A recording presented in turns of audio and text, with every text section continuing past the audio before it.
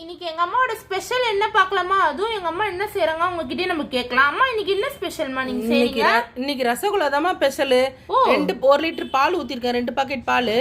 பாரு, கரண்ட் அடுப்புல வைக்கிறேன். வச்சு நான் பாலை நல்லா கொதிக்க வச்சுக்குவோம். சரியா? கொதிக்க வச்சு லெமன் ஜூஸை ஊற்றி பாலை திரிச்சு எடுத்துக்குவோம். சரியா?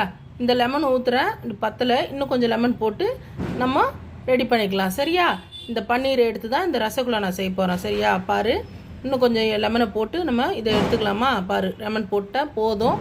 பால் பாரு திரிஞ்சிச்சு. இப்போ எடுத்து இதை வடிகட்டி நல்லா புழிஞ்சுக்கணும். தண்ணி இல்லாத துணியில் வடிகட்டணும். பால் திரிஞ்சிச்சு. அவ்வளோதான், இதுதான் ரசகுல்லா. இப்படி தான் செய்யணும். எப்படி செய்யுது?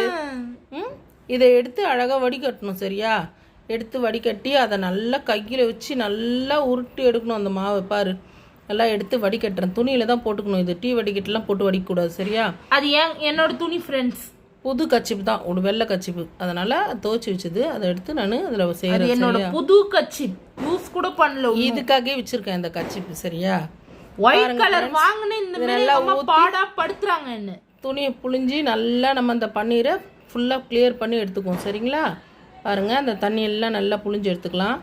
அதுக்கப்புறம் முறுக்கி நல்லா துணியை நல்லா முறுக்குங்க. தண்ணி இருந்தால் நல்லா இருக்காது, தண்ணி விட்டுரும். சரியா?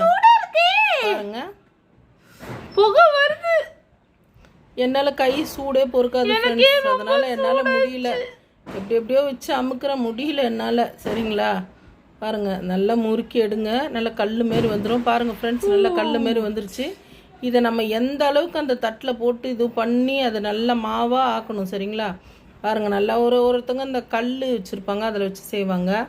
சரி, நமக்கு இந்த தட்டிலே நல்லா போட்டு நல்லா அமுக்கி அதை நல்லா அது ஒரு மாவு பதத்துக்கு எடுத்துன்னு வரணும். இந்த மாதிரி உதிரியாக இருக்கிறது அதை நல்லா மாவு ஆக்கிடணும். சரிங்களா? பாருங்கள், அது நல்லா நசுக்கி இது பாருங்கள் எந்த அளவுக்கு எடுத்துகிட்ட பாருங்கள். இப்போ இதை நம்ம உருண்டை பிடிச்சிக்கலாம். சரிங்களா? உருண்டை பிடிச்சி இதை நம்ம அந்த ஜீரா, அதுக்கு முன்னே நான் ஜீரா கொதிக்க வைக்கிறேன். 2 கிளாஸ் சர்க்கரைக்கு 2 கிளாஸ் தண்ணி, 3 கிளாஸ் தண்ணி வைக்கிறேன். சரிங்களா? அவ்வளோதான் ஜீரா பாதம். ரொம்ப பாக ஆகணும்னு இல்லை, ஒரு நடுத்தரமான இதுவாக எடுங்க. நல்லா கொதிச்சுன்னு இருக்கும்போது நம்ம இதை உருட்டி போட்டு நல்லா ஒரு 5 நிமிஷம் கொதிக்க வச்சு இறக்கிட வேண்டாம் ஃப்ரெண்ட்ஸ். சரிங்களா? நான் அடுப்பில் ஜீரா வச்சுருக்கிறேன் ஏற்கனவே. இது செய்கிறப்பவே பாருங்கள், நான் கடகன்னு இதை ரெடி பண்ணிக்கிறேன். இதோட நம்ம ரவுண்டாக உருட்டிக்கலாம். சரிங்களா? உருட்டி நம்ம இந்த ஜீராவில் போட்டுக்கலாம். நான் கூட ஹெல்ப் பண்ணேன் ஃப்ரெண்ட்ஸ். எங்கள் அம்மாவுக்கு குட்டி குட்டியாக பால் போட்டு எல்லாமே. நம்ம உன் கையில் மருதாணி? ஏன் உன் கையில் தான் இருக்குது மருதாணி? இன்னைக்கு காலையில் தான் வச்சேன். நானும் தான் வச்சிருக்கிறேன் ஃப்ரெண்ட்ஸ். நாளைக்கு தீபாவளின்னு இன்னைக்கு மருதாணி வச்சோம். எல்லாமே நாங்கள் அரைச்சி போட்டு எல்லாமே வச்சுக்கிட்டோம். ஈவினிங் டைம் வச்சோம் ஃப்ரெண்ட்ஸ். எங்கள் அம்மா 1 மணி நேரத்துலேயே என்னை எடுக்க சொல்லிட்டாங்க.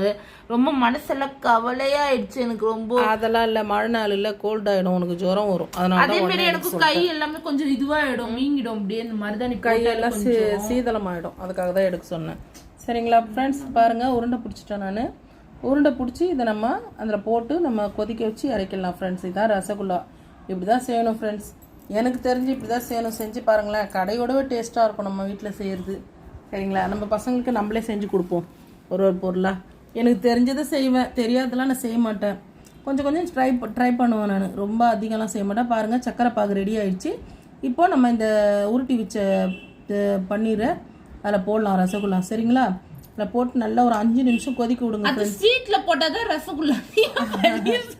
நாங்கள் ரசகுல்லா தான் உருட்டி வச்சுருக்கோம். அதனால் ரசகுல்லா அதில் போட்டோன்னு பாருங்கள் ஃப்ரெண்ட்ஸ் எப்படி பெருசாகுதுன்னு. அது நல்லா கொதிக்க நல்லா பெருசாகிடும். அந்த ஜீரா இழுக்க ரொம்ப கியூட்டா அப்படியே எனக்கு அப்படியே இருக்கும் போது எடுத்து வாயில போடணும் ஆசை. எங்க அம்மா திட்டாங்க, இந்த மாதிரி எடுத்து சாப்பிடவே கூடாது, சின்ன வயசுலதான் இப்படி பண்ணேன்.